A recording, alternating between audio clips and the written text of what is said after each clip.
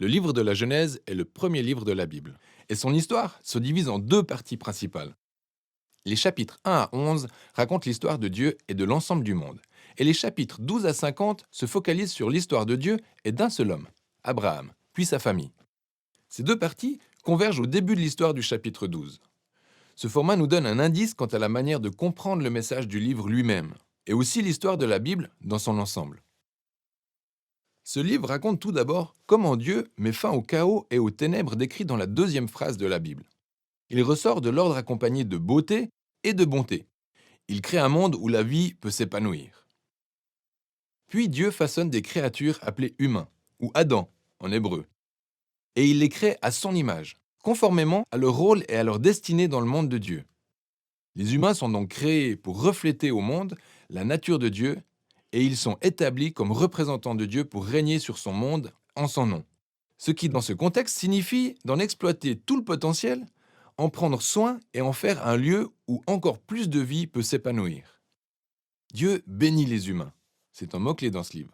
Et il leur donne un jardin, qui est un endroit à partir duquel ils peuvent commencer à bâtir ce monde nouveau.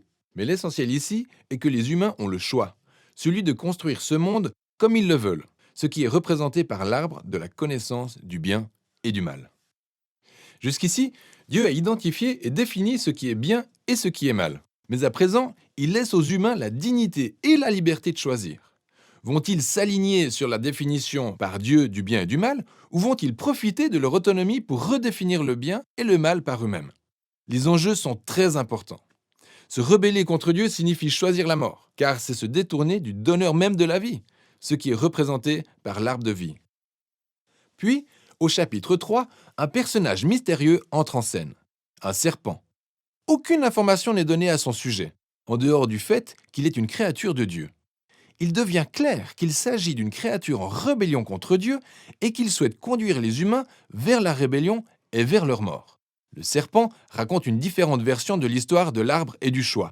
Il affirme que la connaissance du bien et du mal n'apporte pas la mort, mais qu'elle conduit à la vie et à devenir comme Dieu lui-même.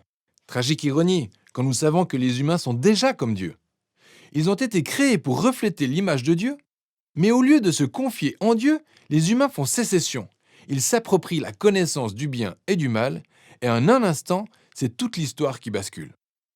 Le premier dommage subi concerne la relation entre humains. L'homme et la femme réalisent soudainement combien ils sont vulnérables. Ils ne se font même plus confiance, alors ils fabriquent des vêtements et cachent leur corps de la vue l'un de l'autre. Le second dommage touche à l'intimité entre les humains et Dieu, qui elle aussi est rompue. Ils vont donc se cacher de Dieu. Et lorsque Dieu les retrouve, ils commencent par se rejeter la responsabilité de la rébellion. C'est là où s'arrête cette histoire. Nous avons ensuite une série de courtes proses où Dieu décrit aux serpents, puis aux humains, les conséquences tragiques de leurs actions. Dieu dit tout d'abord au serpent que, malgré son apparente victoire, il est en guise de défaite destiné à manger la poussière. Dieu promet qu'un jour, en rejeton, la postérité de la femme assénera un coup mortel au serpent en lui écrasant la tête, ce qui semble être une bonne nouvelle. Mais cette victoire s'obtiendra à un grand prix, car le serpent, lui aussi, mordra mortellement le talon de cette postérité qui l'écrasera. C'est assez mystérieux comme promesse, ce vainqueur blessé. Mais à ce stade du déroulement de l'histoire, on le perçoit comme un signe de la grâce de Dieu.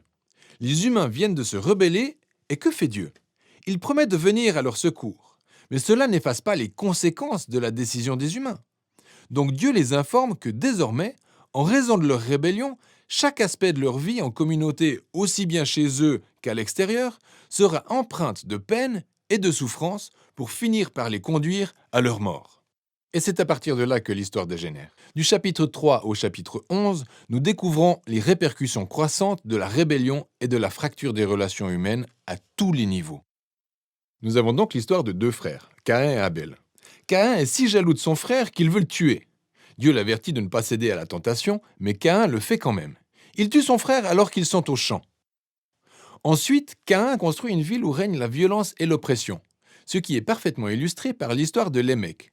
C'est le premier homme de la Bible à avoir plus d'une épouse. Il les collectionne comme des biens. Puis il chante un petit cantique décrivant combien il est plus violent et vengeur que Caïn ne l'a jamais été. Après cela, nous avons une histoire étrange sur les fils de Dieu. autrement dit des anges maléfiques ou d'anciens rois qui prétendaient descendre des dieux. Tout comme les mecs, ils collectionnaient les épouses, puis ont engendré les Néphilim, ces légendaires guerriers antiques. Quoi qu'il en soit, le fait est que les humains bâtissent des royaumes qui remplissent le monde de Dieu de violence avec toujours plus de dépravation. Nous apprenons que suite à cela, Dieu a le cœur brisé par le chagrin. L'humanité détruit son monde si bon, et les humains se détruisent entre eux. Alors, dans sa passion de préserver la bonté de son monde, il le nettoie du mal de l'humanité, au moyen d'un grand déluge. Mais il protège le seul homme juste, Noé, et avec lui sa famille. Il en fait un nouvel Adam. Il répète la bénédiction divine et l'envoie dans le monde, et alors que nos espoirs semblent retrouvés, Noé se montre défaillant à son tour, également dans un jardin. Il plante une vigne et s'enivre au point d'en perdre la raison. Ensuite, l'un de ses fils, Cham, a sous la tente une attitude déshonorante à l'endroit de son père. Et voilà notre nouvel Adam, nu et honteux, exactement comme le premier. L'histoire dégénère à nouveau. Tout cela conduit à la fondation de la cité de Babylone. Les peuples de la Mésopotamie antique se rassemblent autour de leur toute nouvelle technologie, la brique. Ils peuvent construire plus vite de bien plus grandes villes et tours que jamais personne ne l'avait fait auparavant. Et ils veulent construire un nouveau type de tour qui s'élèvera jusqu'aux dieux pour se faire un nom par eux-mêmes. Un tableau de rébellion et d'arrogance humaine. C'est la rébellion du jardin à grande échelle. Alors Dieu rabaisse leur orgueil et les disperse. C'est donc un ensemble d'histoires diverses, mais on peut voir qu'elles explorent toutes le même point fondamental. Dieu continue de donner aux humains une chance de faire le bien dans son monde. Chance qu'il continue de gâcher. Ces histoires soulignent que nous vivons dans un monde bien que nous avons corrompu et que nous avons tous choisi de définir par nous-mêmes ce qui est bien ou mal. Que nous contribuons tous à ce monde de relations brisées, conduisant au conflit, à la violence et pour finir, à la mort. Mais il y a de l'espoir. Dieu a promis qu'un jour la postérité viendrait, le vainqueur blessé qui vaincra le mal à sa racine. Malgré le choix du mal par l'humanité, Dieu reste déterminé à bénir et à sauver son monde. Et donc, la grande question est de savoir que va bien faire Dieu.